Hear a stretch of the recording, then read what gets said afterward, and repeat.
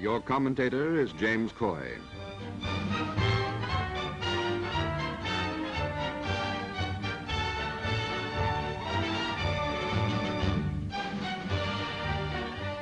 Fierce fighting in Egypt. British and Nazi armies battle furiously before the gates to the Near East, the vitally strategic land of the pyramids.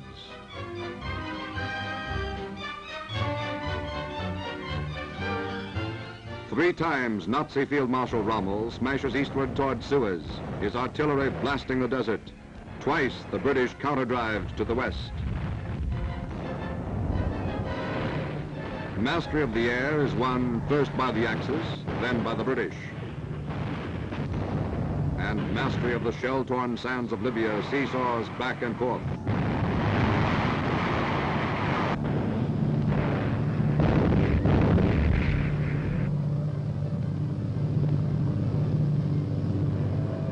There goes the alert, and hardy desert fighters come from dugouts on the double to man the anti-aircraft batteries.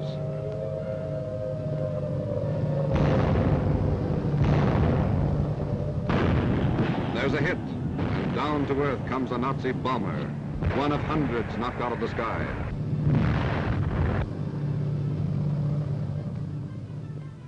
Cautiously, a soldier looks for signs of life, but there are no survivors.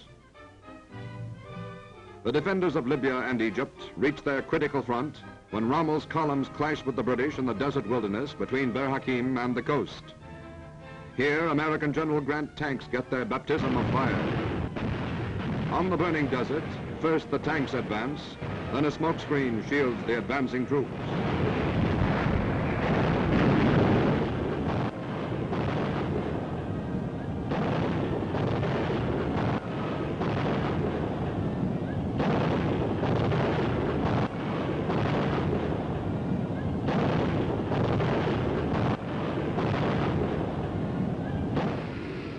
The RAF, reinforced by American airmen, roars into the battle to blast the enemy supply lines.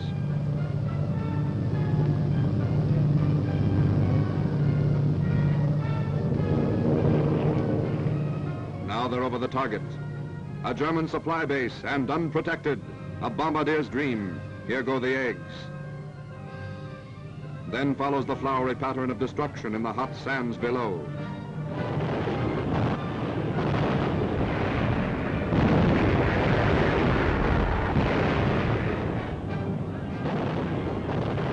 The drama of battle nears a climax, but not a decision.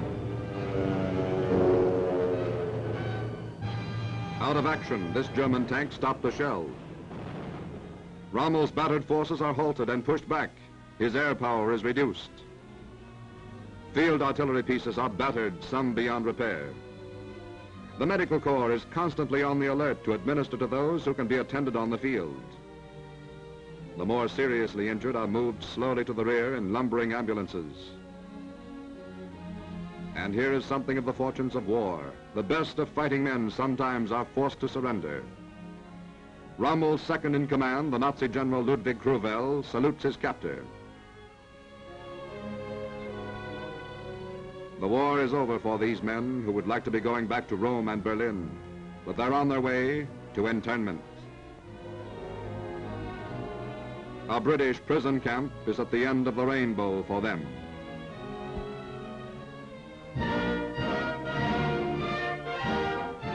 Now the battle for Egypt shifts to the sea. Britain desperately needs supplies and reinforcements for her valiant Eighth Army. A convoy from Gibraltar approaches the hot spot of the Mediterranean, the narrow straits between Tunis and Sicily.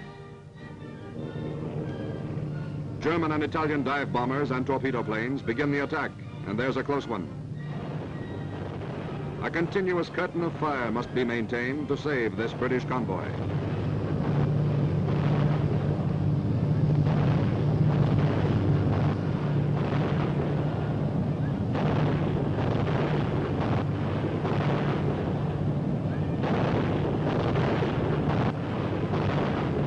But the enemy is under the sea, too.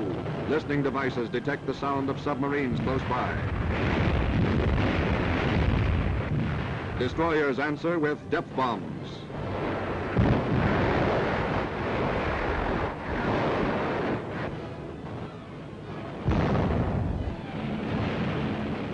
Another wave of enemy planes roars into attack, dropping bomb after bomb, and all dangerously close.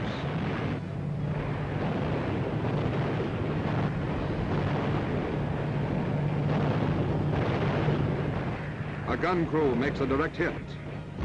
It's one of El Duce's war eagles whose wings are clipped forever.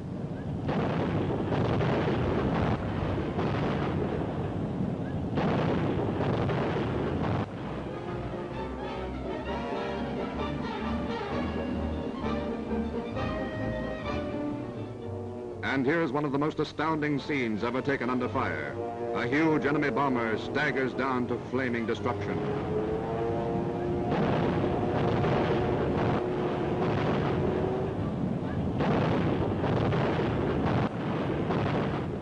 Dusk approaches, and destroyers begin to lay down a smoke screen as reconnaissance planes report naval units moving into attack.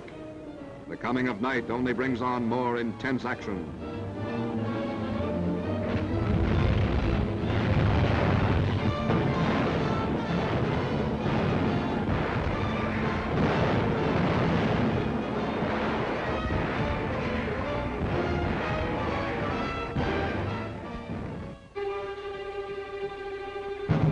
Another dawn comes to the flaming desert. Tobruk has fallen. The RAF is desperately pounding Rommel's supply lines to halt his advance, and they stop him at Mersa Matruh.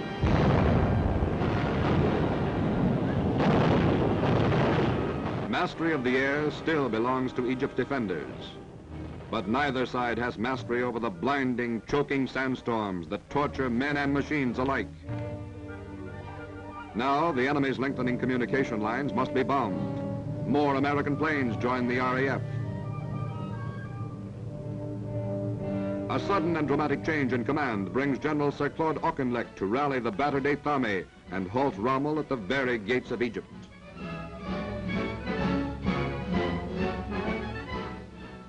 Supply lines for Auchinleck's men are short, and reinforcements pour in from Cairo and Alexandria.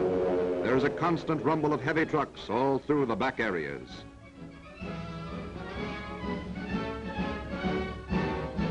Just as naval forces mine the seas, desert fighters mine the sands, burying tank traps loaded with TNT to stop the next assault of the Nazi armored divisions. Gun emplacements are set up to hang a curtain of steel in the sky if dive bombers attempt an attack.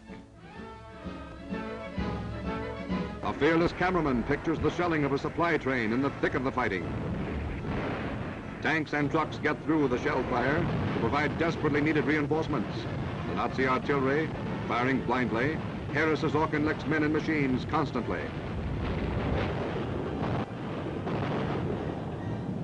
Here goes an American plane to join a squadron with orders to disrupt the thinning lines of enemy communications.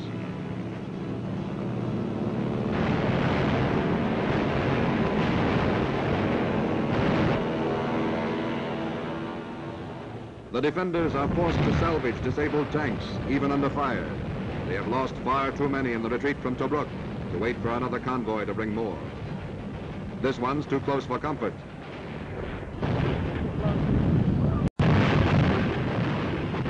And so, the fight for Egypt goes on. In the air, in the desert, and at sea.